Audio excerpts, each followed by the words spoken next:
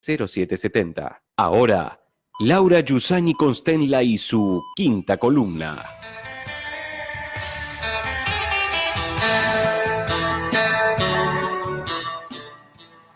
Bueno, no sé si a ustedes les pasa, pero a mí de pronto una palabra me empieza a repiquetear en la cabeza y no para, ping pong, de un lado al otro del cerebro.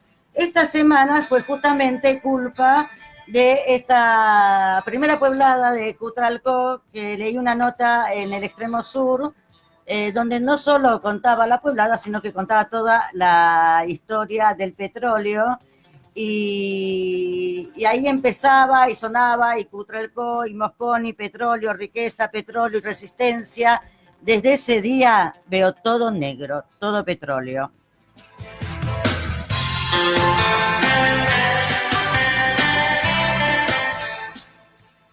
Y me acuerdo de Vaca Muerta y de Pereira, ese sindicalista con cara de pocos amigos, quien nunca se sabe si defiende a los trabajadores o a las empresas extranjeras. Tendría que ser más patriota, nos dijo Pepino Fernández, que de petróleo algo sabe en este mismo programa. Vaca Muerta, nombre de mal presagio si los hay. De pronto una información que no llega a noticia porque casi no aparece en los medios. Dice que nuestro petróleo autóctono, que vendría a ser el de Comodoro Rivadavia, porque allí se descubrió el petróleo en Argentina en 1907, y ya entonces era explotado por el Estado, bastante antes de YPF, porque si ustedes creen que YPF fue la primera vez que hubo petróleo estatal, no señores, en Argentina por primera vez se explotó el petróleo y toda la refinación, todo se hizo de manera estatal. Bueno, les decía que en Comodoro Rivadavia, el petróleo de Comodoro Rivadavia trepó a la cima de los precios internacionales y superó en estos últimos tiempos por más de 10 puntos al que se puede extraer de Vaca Muerta. Porque no sé si sabían ustedes que hay petróleos y petróleos pesados y petróleos livianos. Y hoy el negocio parece que vuelve a Chubut. Mal presagio para Vaca Muerta.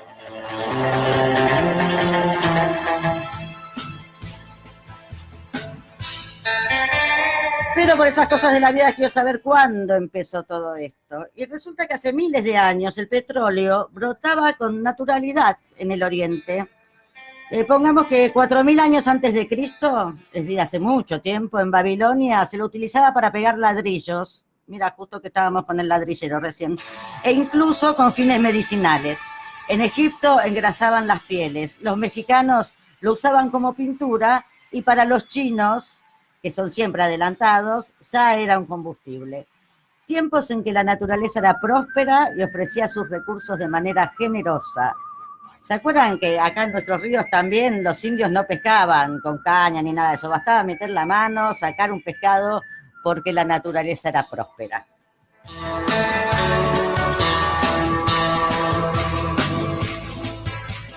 Pero ¿cuándo el mundo comenzó a girar en torno al petróleo? Bueno, fue en 1859, un señor llamado Edwin Dark perforó el primer pozo de petróleo en Pensilvania. Todavía ignoraba las consecuencias de esa iniciativa. Hasta el momento solo se sabía que podía convertirse en querosén y mejorar el alumbrado público. El buen Edwin cambió la historia, pero de él nada sabemos. Quizás algunos saben, como siempre, pero en internet no figura ni a placer.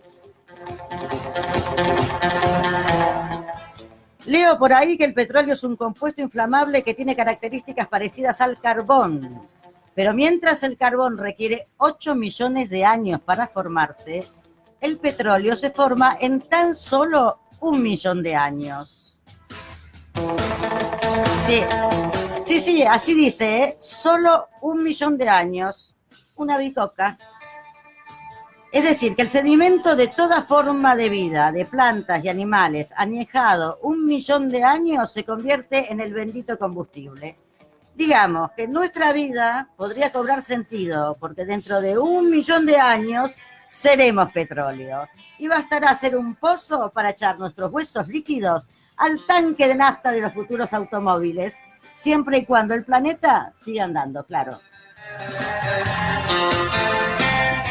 Supongo que se darán cuenta que es algo irracional dilapidar en un segundo algo que tardó millones de años en hacerse, porque el recurso es finito, porque la Tierra alguna vez empezó.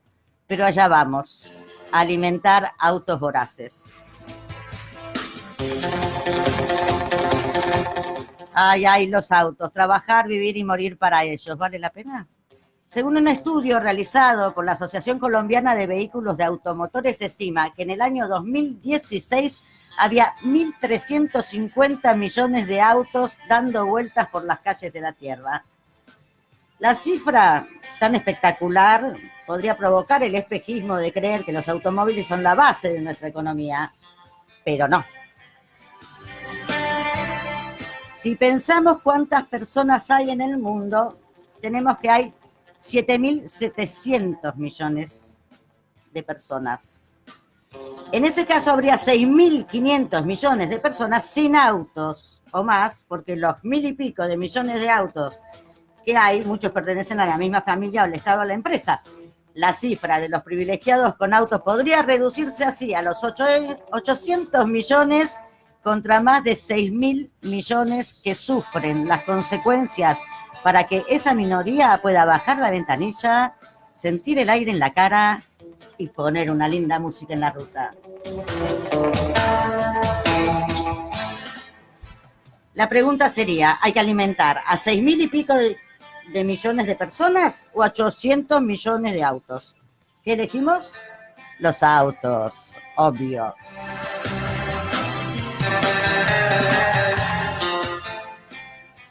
Veo un programa de Netflix que se llama Patriota no deseado, que recomiendo con énfasis, mucho énfasis, en donde un tipo explica de la manera más ágil y graciosa que puede que los hermanos Koch, que son los dueños de la industria automotriz y todo lo que conlleva, las rutas, el asfalto, los cinturones de seguridad, etcétera, gastan millones en hacer campañas en contra del transporte público, al que consideran un auténtico despilfarro. Y las campañas les sirven porque efectivamente la gente está de acuerdo con ellos. ¿Para qué quieren colectivos si pueden tener autos?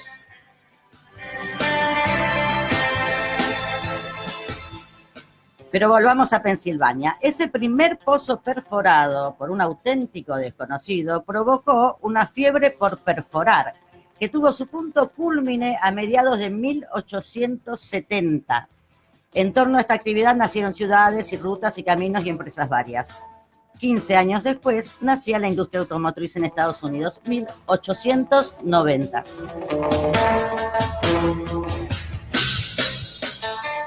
Ocurre que en esos mismos años se desarrolla en Estados Unidos la conquista del oeste, que dio miles de películas para ver. Allí aparecen personajes como Toro Sentado, Caballo Loco, Billy the Kid o Jesse James. Hay un excelente documental dirigido por Robert Redford que se llama The West, una historia del lejano oeste. Es revelador. Cualquier parecido con la conquista del desierto es pura casualidad. También allí había unos indios que debían civilizarse, sobre todo porque no entendían cómo funcionaba el mundo. El documental nos muestra a Toro Sentado y a Caballo Loco, que para muchos de nosotros no es más que un personaje de películas, como los verdaderos líderes Sioux que pelearon como pudieron para defender sus territorios. Negociaron y lograron que se les otorgue finalmente un lugar para vivir, con título de propiedad. Así fue que les cedieron unas montañas casi inhabitables, pero que para ellos que sabían habitarlas eran maravillosas. No imaginaban que les habían regalado una mina de oro. Así, literal. Había oro en las montañas y ellos tenían el título de propiedad. ¿Cómo hacer para echarlos sin violar uno de los principios del ser americano, el principio básico, la propiedad? Pues bien, según cuenta el documental de Robert Redford, decidieron matarlos de hambre. Ustedes dirán, ¿cómo? Bueno, vieron que los búfalos eran su principal fuente de subsistencia y premiaban con un buen dinero a cada uno que matara un búfalo. Al poco tiempo, la comunidad Sioux se vio diezmada por la hambruna. Los cazadores de búfalos se hicieron de unos buenos dineros y los indios Sioux quedaron sin comida.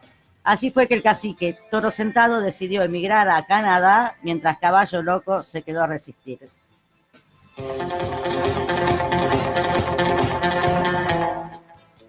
Sácate. De pronto me vino a la cabeza la mortandad wichi en Salta, con un médico para 6.000 personas y terratenientes que esperan pacientes a que puedan ellos ocupar esas tierras cuando ya no quede nadie para plantar un poco de soja.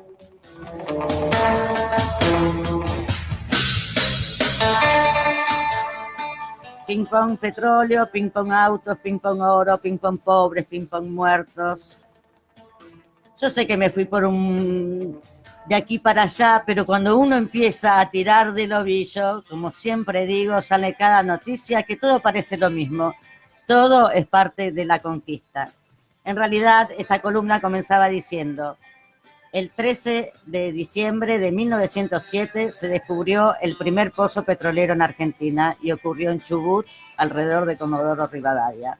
Fue por entonces que se fundó la Dirección General de Explotación de Petróleo de Comodoro Rivadavia, primera empresa petrolífera estatal del mundo en tener el control total del negocio: exploración, explotación, transporte, refinación y comercialización.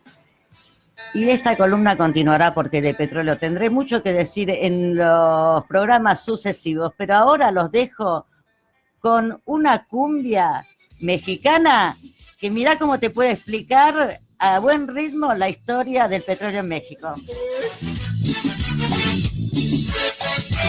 Un poquito de historia vamos a aprender ahorita. La historia que te voy a relatar es una historia verdadera. Al principio del siglo comenzó lo que Porfirio Díaz permitió, que empresas extranjeras realizaran la explotación de nuestro petróleo y solo ellos se beneficiaran y a mexicanos les robaron sus derechos.